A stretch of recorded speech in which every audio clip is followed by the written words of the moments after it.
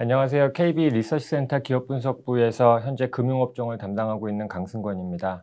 오늘은 2023년 금융업종 전망과 관련돼서 말씀드리도록 하겠습니다. 저희가 금융업종에 대한 2023년 선호도는 우선은 보험업종을 최선으로 말씀을 드리고 있고, 그 다음에 은행, 이제 증권 순입니다. 보험업종을 저희가 선호 종목으로 말씀드리고 있는 이유는 지금 상승한 금리가 보험사의 BS 및 이익에 또 밸류에이션에 아직은 반영되어 있지 않다라고 생각을 하고 있는 부분들이 첫 번째고요.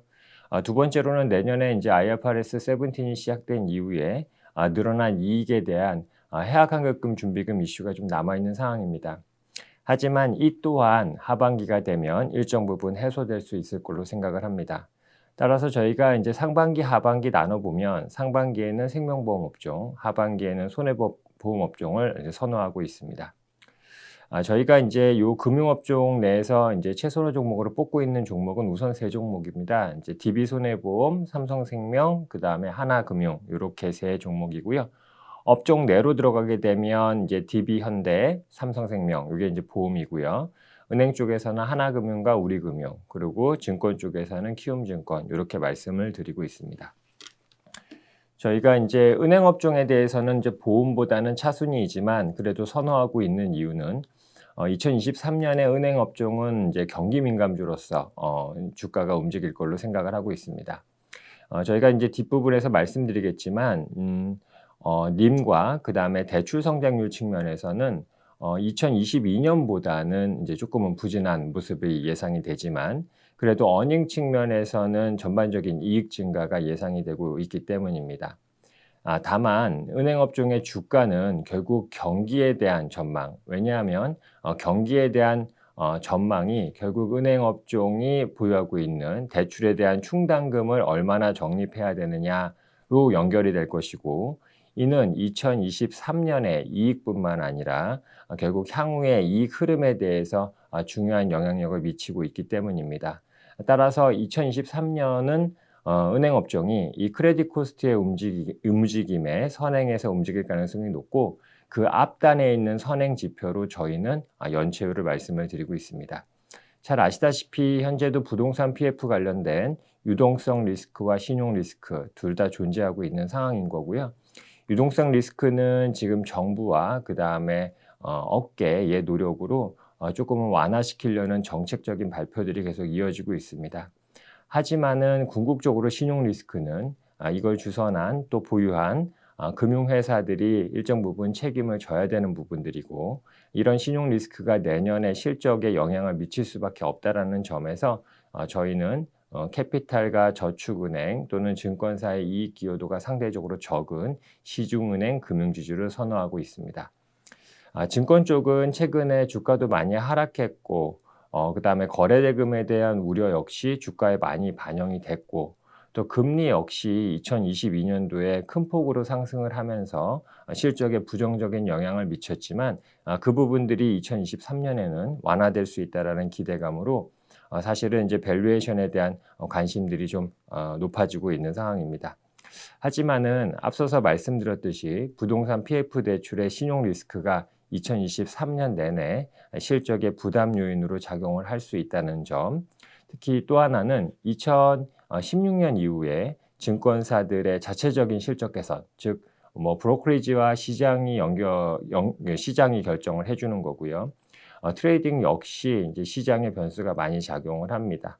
하지만은 IB 쪽의 실적은 결국 회사의 자체적인 경쟁력 또 업권의 자체적인 성장력을 의미하는데, 2016년 이후에 고성장을 해왔었던 IB 실적이 이번 부동산 금융 위축의 영향으로 2023년도에 레벨 다운 된다라는 점을 감안을 했을 때 증권사들의 밸류에이션 회복은 제한적인 수준에 그칠 가능성이 높다라고 생각을 하고 있습니다. 따라서 저희가 이제 증권업종과 가서 관련돼서 말씀드리는 부분들은 아직은 좀 보수적으로 접근할 때다라는 점이고, 저희가 선호 종목으로 키움증권을 말씀드리고 있는 이유는 키움증권은 보유하고 있는 PF나 그 다음에 투자자산의 손상 리스크에서 상대적으로 자유롭다라고 생각을 하고 있기 때문입니다. 그러면 저희가 2023년에 보험업종에 대해서 관심을 가져야 될 이유에 대해서 간단하게 말씀드리겠습니다. 2023년에 IFRS 17이 시행이 됩니다. 그런데 이제 아시다시피 세븐틴의 재무제표의 시작점은 2021년 말입니다. 따라서 2022년 동안 변화된 부분들은 2023년 재무제표가 발표가 될 때 한 번에 짠 하고 등장을 하게 되는 거죠. 그러면 2022년도에 발생한 주요 지표와 관련되어 있는 변수를 놓고 보면 첫 번째로는 금리가 많이 상승했다라는 부분들이 하나가 있고요. 두 번째로는 손해율이 하락했다라는 부분들이 있습니다. 자, 금리가 상승했다라는 부분들이 아시다시피 보험사들의 부채 듀레이션이 자산 듀레이션보다 길다라는 점을 감안하면 보험사의 순자산이나 보험사의 밸류에이션 측면에서 긍정적일 것이다라고 충분히 예측 가능하실 겁니다. 하지만 현재는 세븐틴 이전의 재무제표를 사용을 하고 있기 때문에 결국 자산 쪽에서의 금리 변동분만 자본에 반영이 되고 있습니다. 따라서 이렇게 보험사들의 자본은 금리 상승에 따른 채권평가 손실로 인해서 큰 폭으로 감소를 했습니다. 하지만은 시가평가를 하게 되는 세븐틴이 도입이 되게 되면 결국 부채 쪽에서의 듀레이션이 실질적으로 작동을 하게 되고, 이는 부채 평가 이익이라는 계정을 통해서 결국 자본을 원상태로 회복시켜 줄 걸로 생각을 하고 있습니다. ALM 매칭이 잘 되어 있지 않은 생명보험사, 그러니까 상대적인 거죠. 손해보험사 대비 이제 생명보험사의 부채 듀레이션이 더 길기 때문에 나타나는 현상들은 결국 이번에 금리 상승 효과가 생명보험사에 조금 더 크게 작동을 할 수 있다라는 점을 말씀을 드립니다.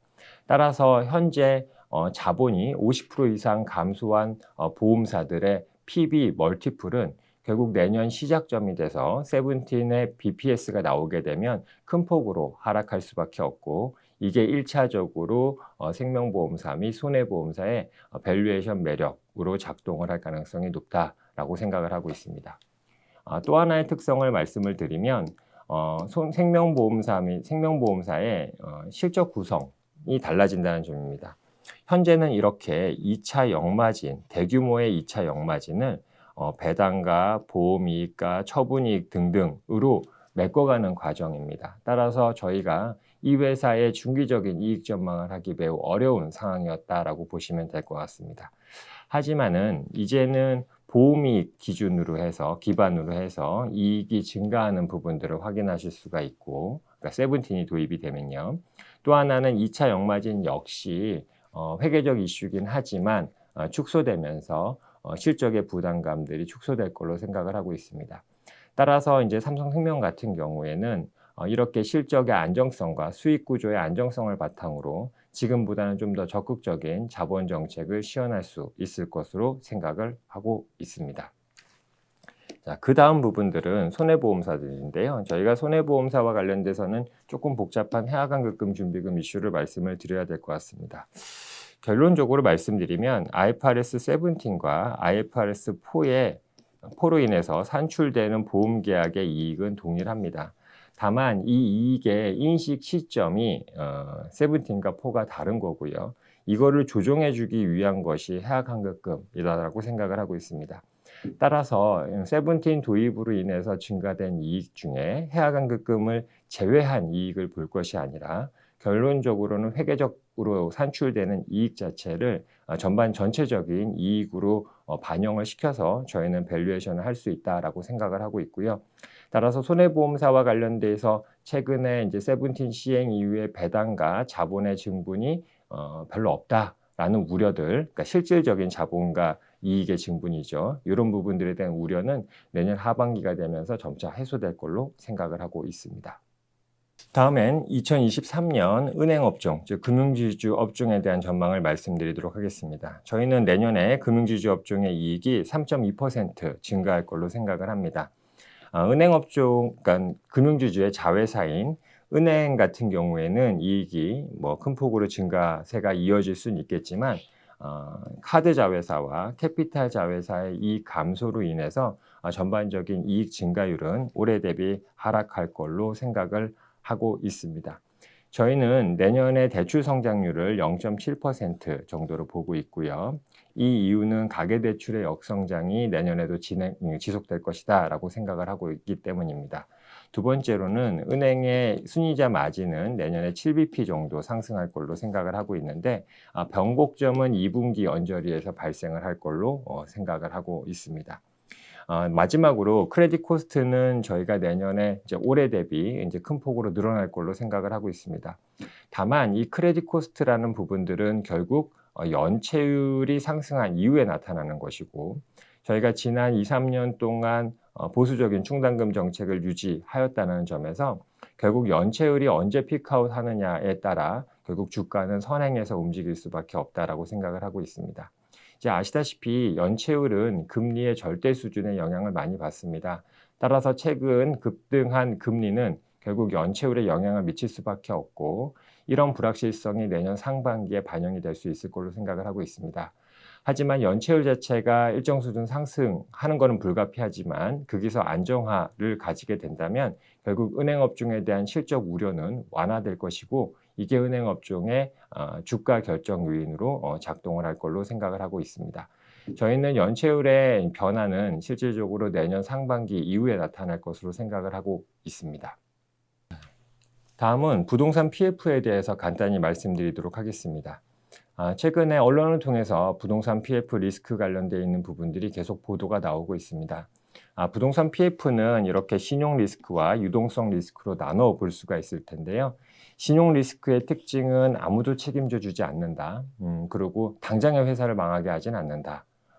하지만은 2023년 실적에 계속적으로 영향을 미칠 것이다 라는 특성을 가지고 있습니다. 유동성 리스크는 회사를 당장 망하게 할 수도 있습니다. 그리고 여러 회사를 한꺼번에 망하게 할 수도 있습니다. 따라서 이는 시스템 리스크로 확대될 수 있는 굉장히 부담 요인이긴 합니다. 이로 인해서 사실은 이런 리스크를 해소하기 위해 감독당국과 그 다음에 증권사들, 그 다음에 정부는 현재 유동성 공급 계획들을 계속적으로 발표를 하고 있고요. 따라서 역설적으로 유동성 리스크 때문에 회사가 굉장히 힘들어지거나 하는 부분들은 제한적일 것으로 저희는 생각을 하고 있습니다. 금융지주의 익스포저를 보시면은 저희가 말씀드리는 이 PF 유동화를 제외한 부분들을 신용 리스크로 인식을 하시면 될 것 같습니다. 이제 잘 아시다시피 은행업종, 그 다음에 보험업종, 증권업종, 그 다음에 캐피탈, 저축은행 이렇게 저희가 업권을 나눠서 보게 된다면 결국에는 보유하고 있는 PF 대출의 그 업무용 그 용도별 대출 비중이 첫 번째로 중요한 포인트가 될 걸로 생각을 하고 있습니다. 아파트 쪽은 상대적으로 리스크가 덜하지만 오피스텔이라던가 상가, 지식산업센터 등은 상대적으로 현재 분양이 매우 미진한 상황들이 이어지고 있습니다. 따라서 이쪽 부분의 익스포저가 큰 업권이 상대적으로 이런 신용 리스크의 노출도가 크다라고 저희는 생각을 하고 있습니다. 다음은 유동성 리스크인데요. 현재 이것은 증권사들이 유동화 시켜놓은 PF 대출이 차압 발행에 실패하게 되면 모두 증권사들이 CP를 조달을 해서 이 부동산 PF를 매입한다라는 전제를 한 거고요. 그 경우에도 증권사들의 유동성 비율에 문제가 없느냐를 점검을 한 겁니다. 결론적으로 말씀드리면 100% 이상이면 크게 문제가 없는 상황입니다. 다만 여기에 전제 조건이 있는데요. 이 전제 조건은 뭐냐면 증권사들이 CP 발행을 통해서 자금 조달이 원활하게 된다라는 전제를 깔고 있는 겁니다.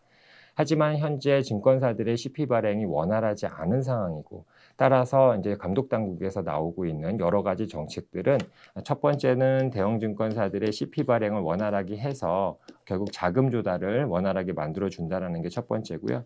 두 번째로는 현재 문제가 되고 있는 A2 등급의 CP를 갖다가 SCP를 만들어서 유한해서 매입을 하는 이런 형태로 이루어지고 있습니다. 아직 부동산 PF 시장에 대한 불확실성이 존재하고 있는 상황이기 때문에 이런 유동성 리스크가 단번에 해결이 될 걸로 생각하고 있지는 않습니다. 하지만은 이의 유동성 리스크의 파급 효과를 감안할 때 결국 정부와 그 다음에 업계는 많은 노력들을 할 수밖에 없고요. 역설적으로 이 부분들은 유동성 리스크로 인해서 당장 무언가 문제가 생기게 될 가능성을 축소시킬 걸로 생각을 하고 있습니다. 자, 마지막으로 내년에 증권업종에 대한 전망 말씀드리도록 하겠습니다. 내년에 증권사의 저희 커버리지 합산 이익은 올해 대비 16.9% 증가할 걸로 생각을 하고 있습니다. 하지만은 거래 대금이 내년에 15조 원 수준으로 하락을 하면서 브로커리지 수수료 역시 감소할 것이고 브로커리지 이자 역시 감소할 걸로 생각을 하고 있습니다. 또한 이제까지 증권사들의 자체 이익 성장의 핵심이었던 IB 역시 부동산 금융의 기여도가 축소되면서 감소할 걸로 생각을 하고 있습니다. 다만 2022년도에 주식시장 하락, 그 다음에 채권 금리 급등으로 큰 폭의 마이너스, 그러니까 부진을 시현을 하였었던 트레이딩 손익이 내년에 회복이 되면서 전반적으로 이익이 회복될 걸로 생각을 하고 있습니다. 다만 이 트레이딩 손익의 회복은 결국 기저효과가 대부분이고요. 실질적으로 증권사의 레버리지 비율 축소, 조달 비용 상승 등의 영향을 감안할 때 트레이딩 부분의 수익성 회복은 제한적일 걸로 생각을 하고 있습니다. 따라서 증권 쪽은 아직은 저희가 좀 보수적인 관점으로 접근을 하고 있습니다. 예, 이상 발표 마치겠습니다. 감사합니다.